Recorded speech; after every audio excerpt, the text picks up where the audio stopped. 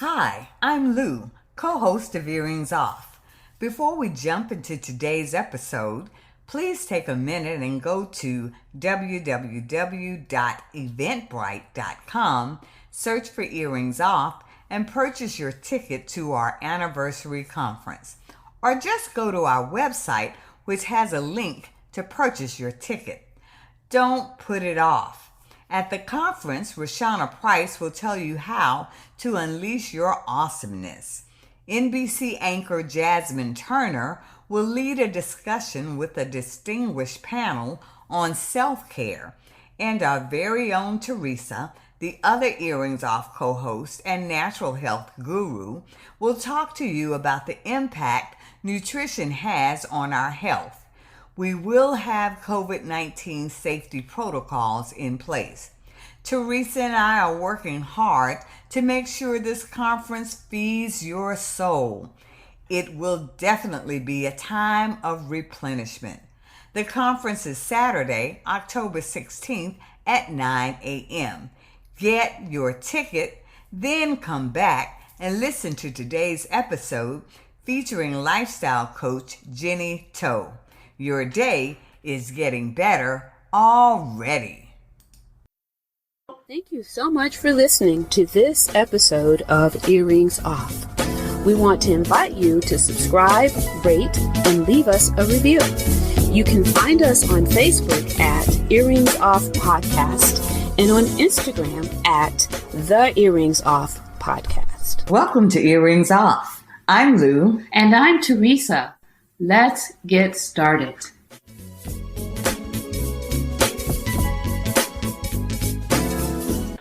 Okay, today Teresa and I are with Jenny Toe, who is the director of River Life Coaching, and we are excited to have her with us today. We're going to jump right in, Jenny. Again, thank you for joining us. Thank you for having me, Lou and Teresa. Great. So now, Jenny, you're a trained lawyer who decided to become a certified life coach. So you describe yourself as an introverted Christian life coach. So help us understand, what does that mean? Okay. Interesting question that you should ask. I'm a Christian, so the fact that I put there as a Christian life coach for introverts is because I'm a Christian, firstly, and I'm also an introvert. Okay. So I thought that I would be best placed to coach like-minded individuals. Of course, I coach a variety of people. So as this is just the second year of my business, I am open to coaching everyone, but I find that I can understand introverts better. I also coach people of different faiths, but I can understand introverts better and those who share the same faith, similarly, because that's my life. Right. So, Jenny, walk us through the change from lawyer to life coach. Was there a pivotal moment? How did you find your purpose? Well, I was first bitten by the coaching bug back in 2015 when I was working in an organization as a mid-level manager. So they put the managers through a 2-day crash course coaching program simply because they want us to be better managers. Mm-hmm. So that was when I first learned coaching. But of course, that is not enough to be a certified life coach. The interest started then, but I pushed it aside because I have a full-time job with 3 children at home as well. So I was thinking, okay, let's just keep this as a hobby, right? Yeah. So being a believer, I had this prompting all throughout those years that I am meant to do this, but I pushed it aside. I pushed aside God calling me into this because I told God, I don't have time. Are you crazy? I can't give up my stable job for this, right? So it was the pivotal moment, Teresa, was in December 2018. Christmas, everyone's a bit more reflective. And that's like 3 years after I was first exposed to coaching. I told my husband, I can't shake this feeling anymore. It's almost to the point that it's so uncomfortable that every day I feel that I'm meant to do something. I'm meant to take on coaching. I couldn't shake it off. So being a lawyer, I'm very practical, very intellectual. Yeah. It's a struggle. So we prayed a lot and we discussed, and my husband's like, okay, what is coaching all about? So I had to get him on board as well, because as you know, in a marriage, that's a partnership. You can't just go run off and do your own thing. Yeah. Right. So I took that leap of faith, started my 1-year coach training program, which is recognized by International Coaching Federation. So it's a global body that sets high standards for coaches. So it's quite a stringent training program as well. And I did the program virtually. So this was before COVID. The school was based in Australia. They've got a global student base. My classes were based on Eastern Standard Time, so I understand the difficulty in time zones. I was taking classes very early in the morning and late at night. And while I was doing the classes and training, God called me to get serious about it and to start a business. So I told God, all right, I will. So I planned, financial year was to be starting in April 2020. Didn't know what was going to hit us in March 2020. Yeah. And then, when we all went through COVID, I asked God, do I still go ahead? And I reflected, I waited so long, right? If I had stepped into my calling in 2015, my business would have been a few years. So, part of me feels like, am I catching up here? But no, I'm trusting that this is the right time for where I'm meant to be. Yeah. And yes, so this is my journey. Yeah. But Jenny, let me follow up on that a little bit, because you said that you felt like this was your calling and it just, just could not get away from it. So were you just being, no matter what you were doing, where you were in your life, you just felt like there was this constant nudging that you're not doing what you should be doing, or, you're not fulfilling your purpose because you're to go into coaching? Is that sort of what you were going through during that period when you weren't stepping out into coaching? Yeah, so I would describe it as I did in my website, that something was missing. Things were going well at work. I was managing a team, so everything was fine. On the home front, the kids are happy and there's no issues at home. But yet there's this thing, this sort of like emptiness, something's missing. And when I prayed about it, God told me, I want you to go into coaching. So why are you holding back? It's just that feeling. And at first I was thinking, okay, maybe it's just my whim to have this interest, right? But then when I further reflected and prayed about it, I felt this sense of grief. I told myself, okay, I'm not going to do this. I'm not going to go into coaching. I'm not going to study. I'm not going to start a business. I felt this sense of grief, and that puzzled me. It's like I'm losing something I never had in the first place. So where is this grief coming from? So I believe that conviction was so strong. Yeah. Wow. Okay. Jenny, thank you for sharing that. Okay. In the world today, particularly in American society, being an introvert is it's sort of seen as less than or inferior, or people make you feel like there's something wrong with it. But you readily describe yourself as an introvert. So how did you come to not seeing being an introvert as a negative, or did you ever feel that being one was negative? Yeah, so people have a misconception that introverts are shy, but yes, there is that generalization that introverts are also naturally shy because we're more quiet and we are more reflective. We need a lot of time to think. But actually, the definition of introverts as opposed to extroverts, as I see it, is where we get our energy. So for introverts, we get our energy by going within. So we need time to recharge and refresh by being by ourselves, to think, to reflect, to wind down. Whereas for extroverts, it doesn't mean that extroverts have to be with thousands of people. But like if they go to a party, and I notice my friends doing this, after the party, they need to still hang out with one or two or close friends and have the conversation throughout the night. Whereas for me, I'm like, okay, 3 hours, I love you guys, but I got to go. So that's the difference. And early on in my legal career, when I was a trial attorney, I felt in a way a bit ostracized as an introvert, because after the court hearing, the lawyers would gather around and go for coffee or go for drinks. I'm like, I'm done, because I've spoken a lot for the rest of the whole day. So I'm done. And I felt like, oh, am I I questioned myself, am I not being sociable? Is something wrong with me? That time I didn't quite understand what introversion means. So now I know it's because my energy has been totally depleted by hanging out with people. I mean, I love talking to you ladies here, but after this, I probably need 10, 15 minutes just to be by myself, to recharge, and then I can go at it again. So that's how I view the difference between introverts and extroverts. Okay. So when I coach my clients who are introverts who feel this, I assure them there's nothing wrong with you. So if you need to give a presentation, make sure you have your energy up, spending time by yourself before the presentation, and after, if you need to mingle around, that's fine. But after that, do allow your time to refresh as well. So there's nothing wrong. It's just the way we get recharged and refreshed. Okay. That's helpful. Well, yeah. And I have a follow-up to that, Jenny. So in the example you shared about after having a long day in court, right? And getting together possibly for coffee or drinks afterwards.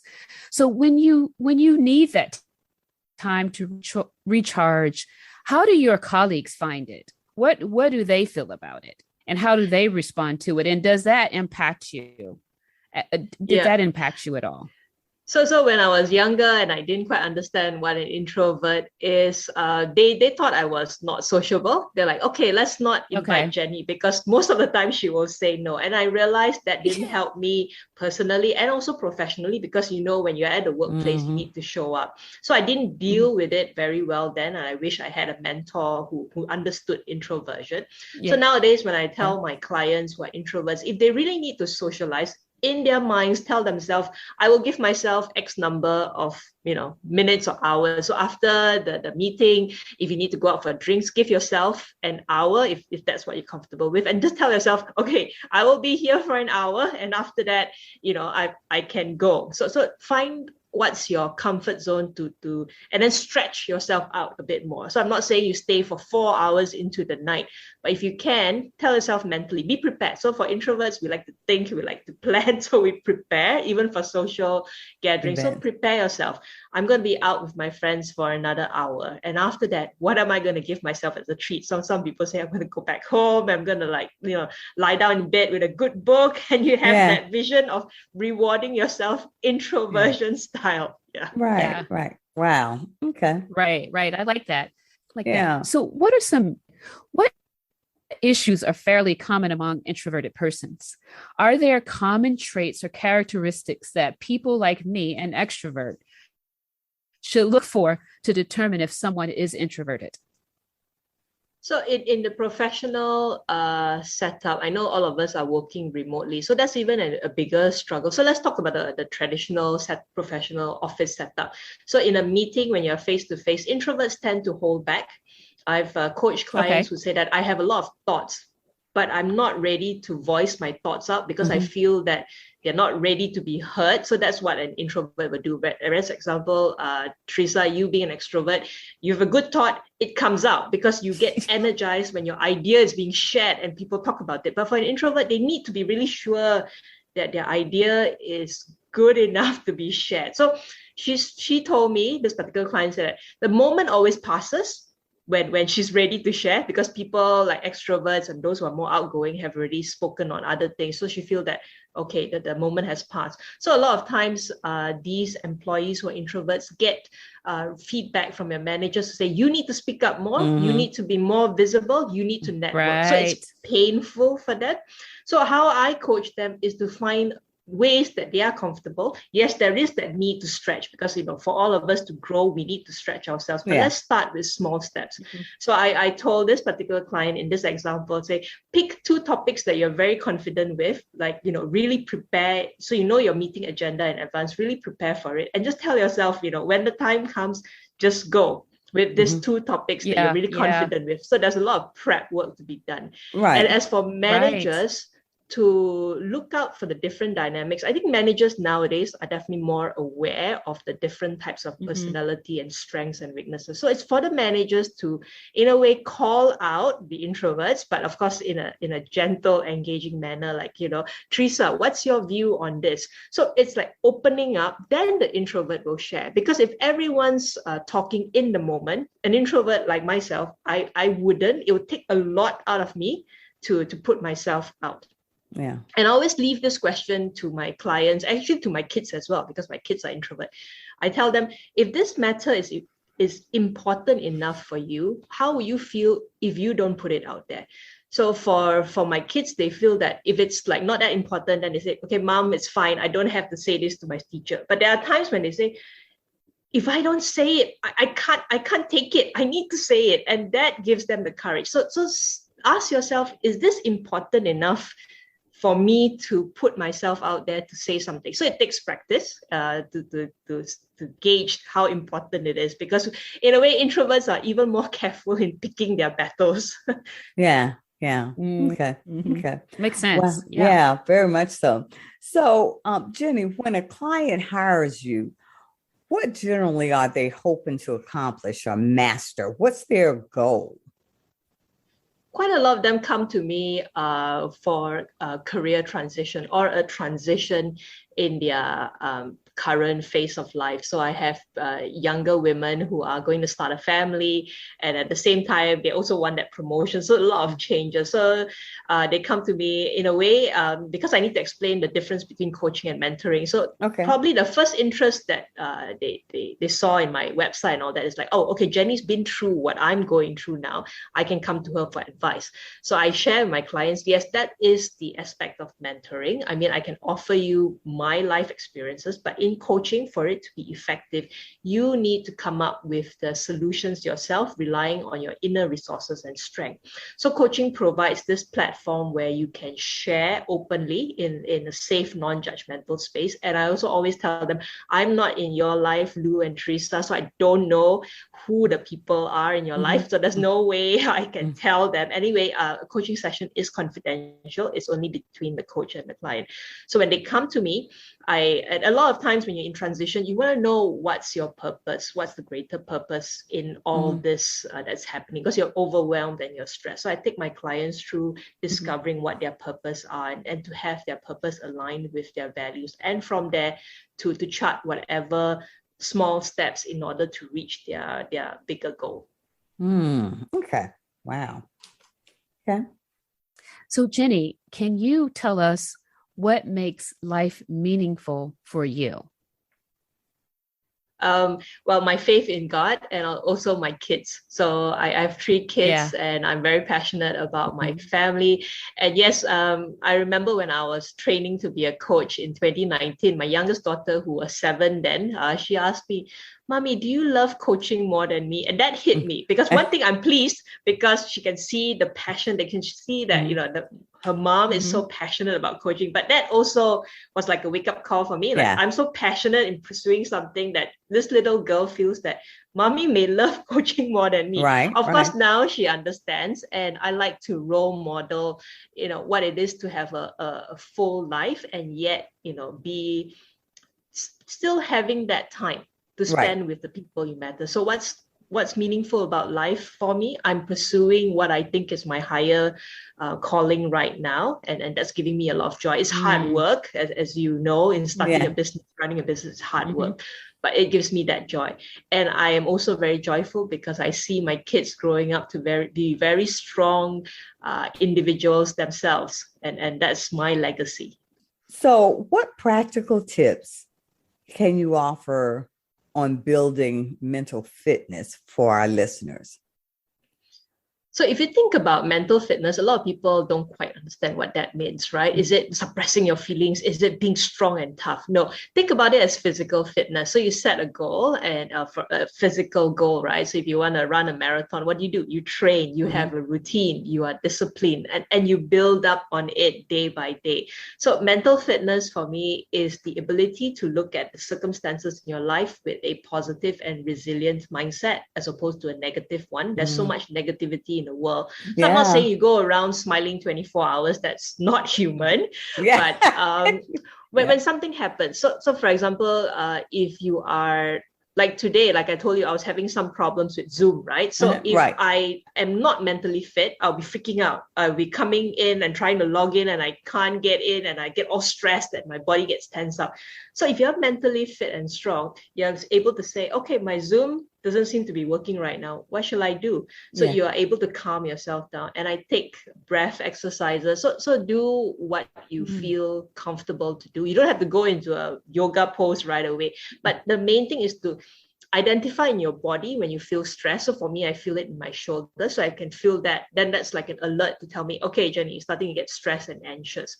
So being mentally fit, you recognize the triggers in your physical body to be able to use that as a signal to stop and to calm yourself down. So actually, when my Zoom was loading, I was about to drop you two ladies a nice email to say, I might be running late. And then, the Zoom opened. And as you can see, as I come in, I'm still calm and happy. But if I had let that stress and anxiety hijack me, I think my demeanor would be quite different. So that's just a simple illustration of what it is to be mentally fit. I get that. Well, Jenny, I have to say I can appreciate that, because when I tried to get on earlier, I too was having problems, and I sent Teresa a text, and she was firing texts, one right after the other. I couldn't even check what I was doing, or she just kept firing them, and I was thinking, calm down, Teresa. You're stressing me out. Let me figure out what's going on. So that's our true story. Jenny, I wish she had talked to you earlier and gotten that point. All of us should have taken deep breaths and say, okay, this is not within our control. So I also tell my clients, yes, you're feeling stressed and all that, but can you center on something that's within your control? So like Teresa, what you did that was within your control was sending the text, right? And she was stressing me out. But you know what? She didn't have to put me out there like that, though. So the simple tip that your listeners can. The simple tip that your listeners can go away is first identify what's causing the stress, and then taking that step back to see that what is still within my control. That's right. Good. Right. Yeah. Okay. So, Jenny, you share the following quote from Mother Teresa. Some people come into your lives as blessings. Some come into your life as lessons. Can you share a bit about the importance of having the right perspective or assessment as we make decisions in our lives? Well, naturally, we cannot be friends with everyone, right? So in the workplace, I'm sure, or out there as business owners, I'm sure that all of you have come across difficult customers or difficult employers. And at that point in time, your life is made miserable by their presence. But again, if you take this step back and be more reflective, you will find that there are lessons for you to learn in those relationships. Maybe if you're dealing with a difficult person, is to grow your strength of patience. So I admit I am impatient. So I think God has put a lot of difficult people in my life to grow mine too. And perhaps he wants to, I mean, for non-believers, you can view it like, what are the strengths, personal soft skills that I need to develop here? So it could be empathy, or you may, I coached a manager the other day who said that people told me I'm too impatient with them, I don't listen. So he wants to grow his listening skills. So when you have difficult relationships with people who are not the same as you, see what you can learn from here. What strength am I supposed to increase, or what areas of weakness that I now need to look at and see it from there. You've certainly shared a lot of great information, but I wanted to ask you, do you have something you want to share with our listeners in passing that you feel might be a benefit? Any advice or insights you care to share before we wrap up today? Sure, Lou. I was thinking about this, and also it's also very relevant to myself because we are all very busy. And now the fact that we're connecting virtually from the comforts of our home, we don't take time out for ourselves. So we are all multitasking and we are all always on the go. So I would encourage your listeners, and also a reminder to myself, to actually slow down and take that time to take care of myself. So I know a lot of people say, oh, I don't have time for self-care, right? That's a luxury. You got to be nuts with my schedule. My idea of self-care is just pausing, taking that 5-10 minutes out to do something that gives you joy. So for me, it's a simple hot cup of coffee in the morning. I'm smiling as I'm thinking about it. Just really enjoying the aroma and the heat from the cup. So when you're doing all that, in a way, you're being very mindful and present. And you're not thinking that 5-10 minutes, you're not thinking about your day ahead. And once you come back and you tend to your busy day, you find that, you're more centered because you took that 5-10 minutes out. And I would encourage your listeners to find pockets of time throughout the day to take breaks, especially when we are always doing this kind of virtual meetings, to take breaks in between to get recharged. You'll find that your day flows better. Yeah. Okay. Yeah, that's awesome advice. It is. And Jenny, thank you so much for joining us today. And again, we wish you the very best with your business, River Life Coaching. We see why you're successful and why your clients come to you. So we offer you a sincere thanks for joining us today. Thank you, Lou and Teresa. I really enjoyed it too. All right. Take good care.